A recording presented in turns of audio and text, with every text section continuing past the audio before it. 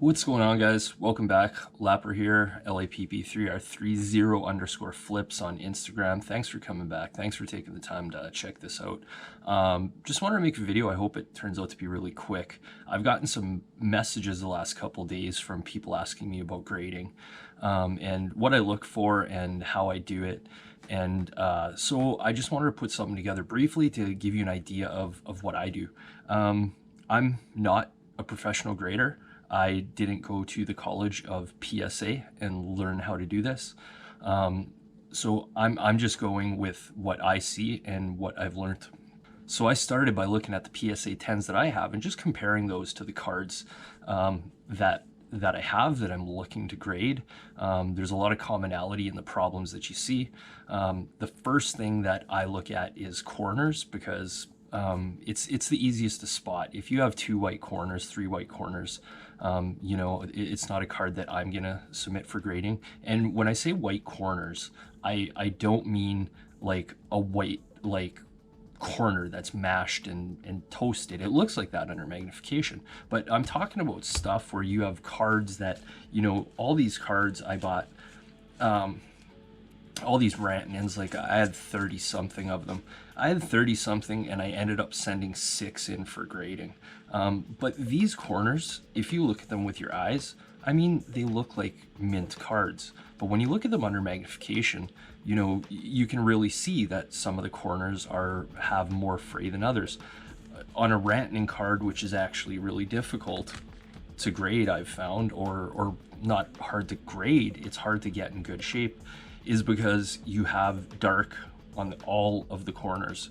You have the background and you have the black here.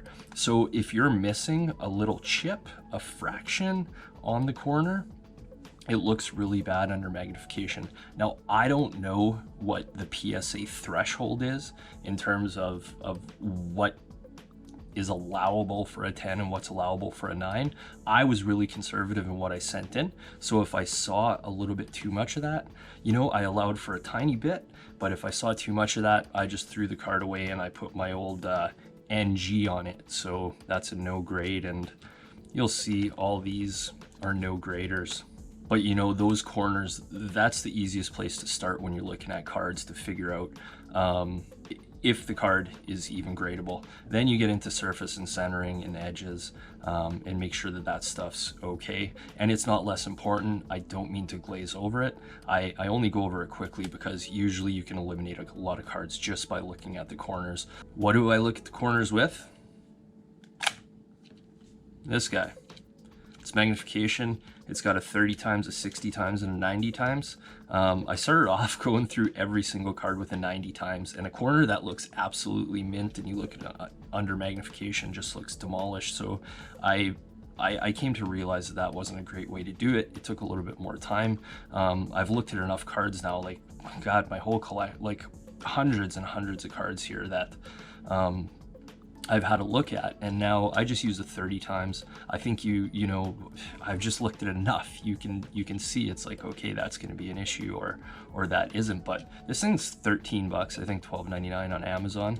Get one. I mean, it's gonna pay it's for itself in, you know, being able to eliminate that one card, which is going to cost you 12 bucks or 15 bucks or whatever the cost may be. Maybe it's a $75 express.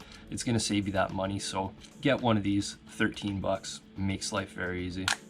So I talked about how I went through all my cards, going through, looking at all the corners, edges, eliminating whatever I thought wasn't gradable.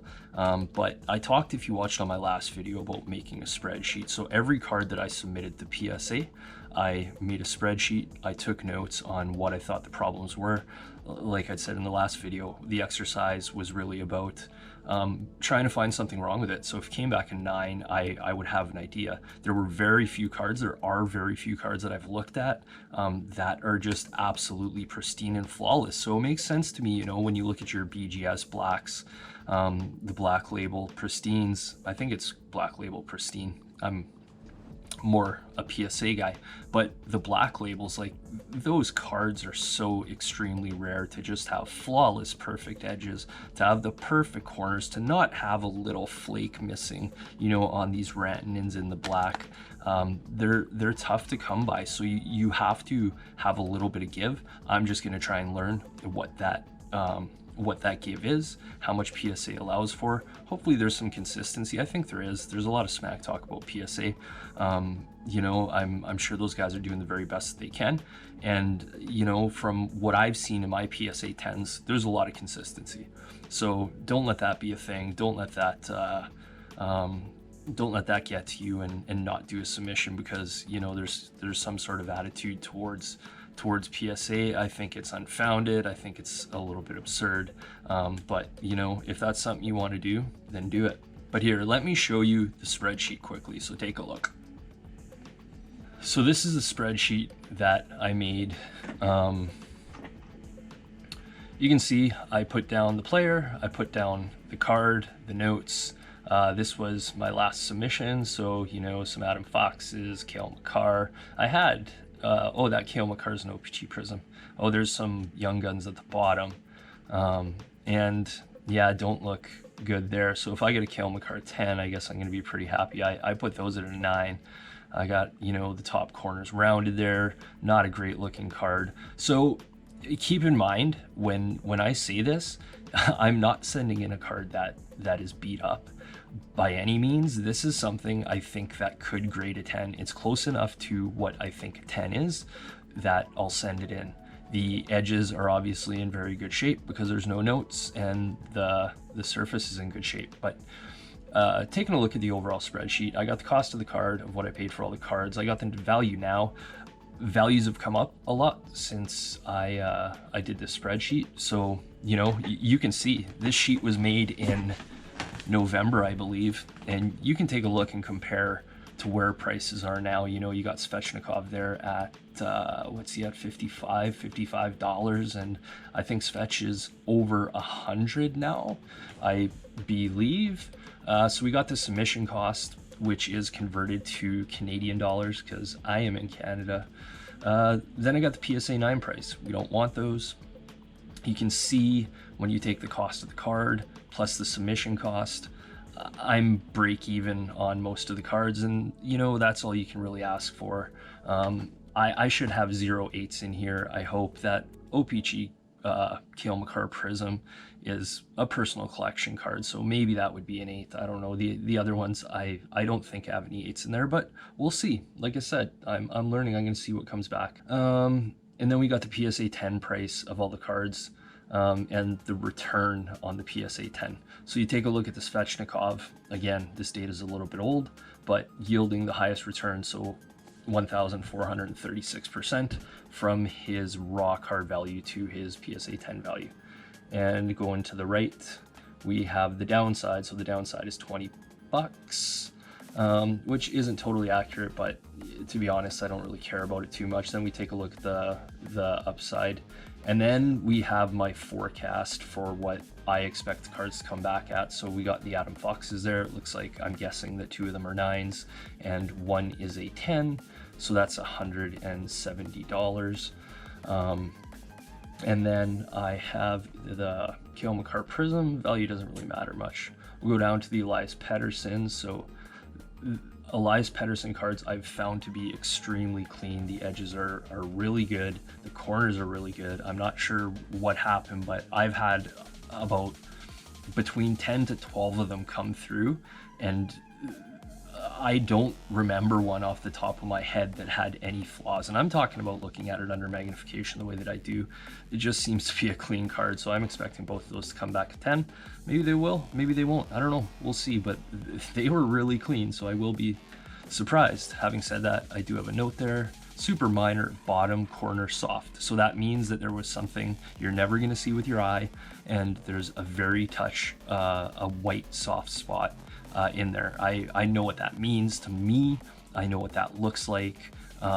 You're not going to see it with your eye. That would be sold as a 10, and you know, would probably go for a good buck on eBay because people would charge premium dollar for it.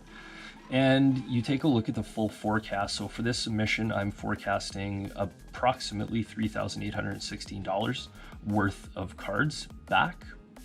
And the total cost of the cards to me, if you scroll down the cost of the card column, $1,186, plus my total expenses, which is in the top right, $741, giving me a net return when you add the expenses plus the cost of the cards and you take away the forecast, you get an ROI of $1,888.50 or an ROI of 102%. So that's what I'm forecasting for this submission. That's my sheet. If you have any more questions, please, let me know in the comments. I'd be happy to answer them. It's really easy.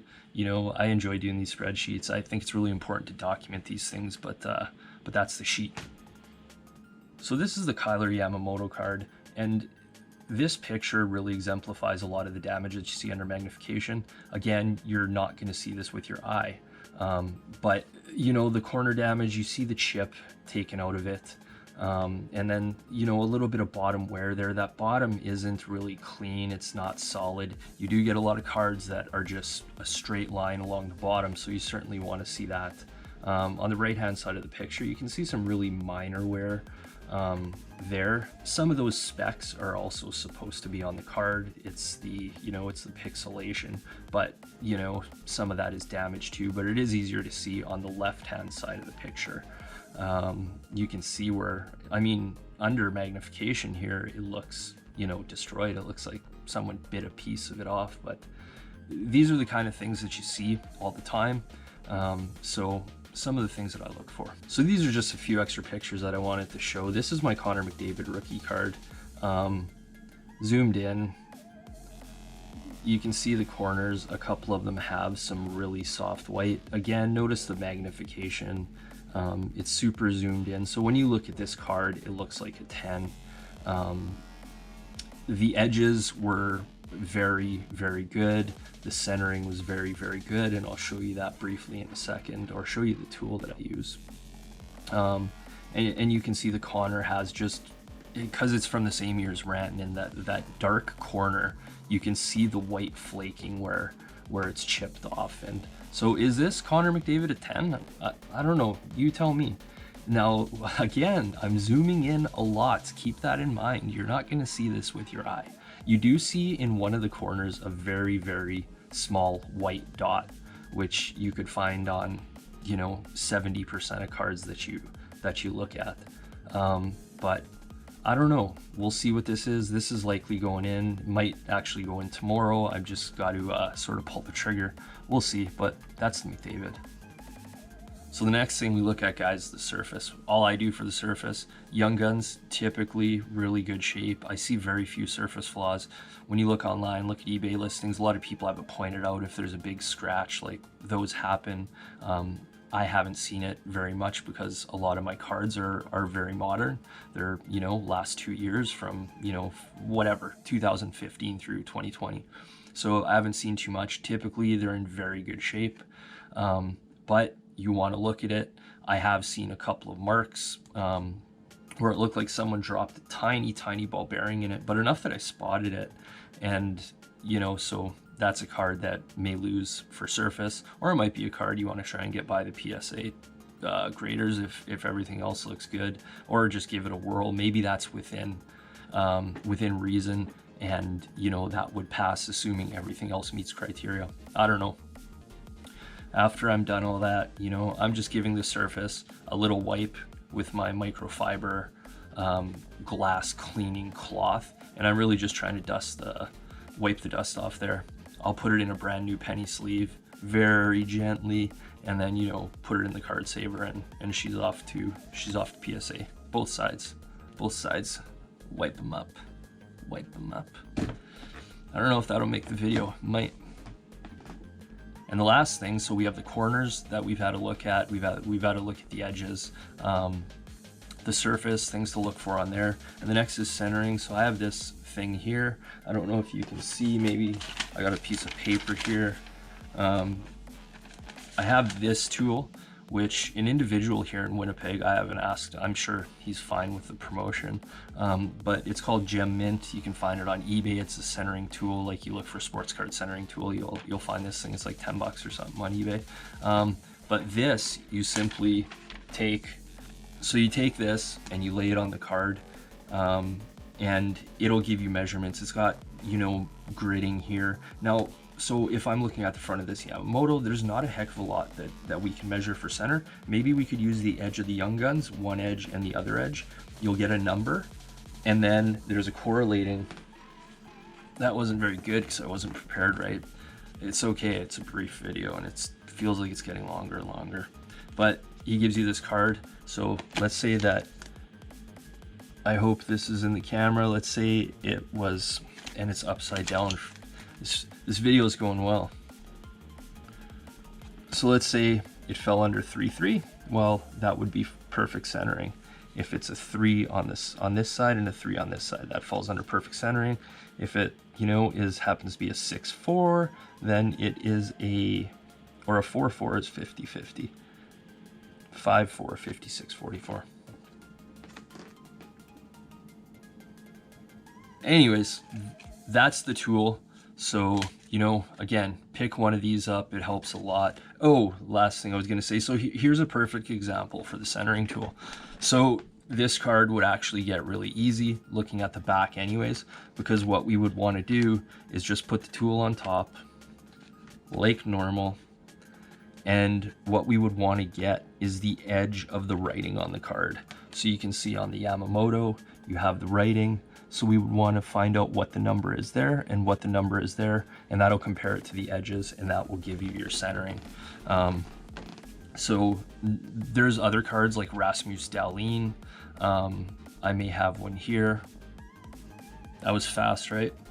So a Rasmus Dahlin, I hope that edited well. I haven't edited it yet, but I hope that works where it looks like I just ended up with it. Anyways, Rasmus Dahlin, it's a little bit more difficult. So you have this white edge, and there's not much to really check, because you have the white outside of the Young Guns. So that Young Guns isn't necessarily supposed to be in the center of the card, I don't think. No, it doesn't look like it. It may be.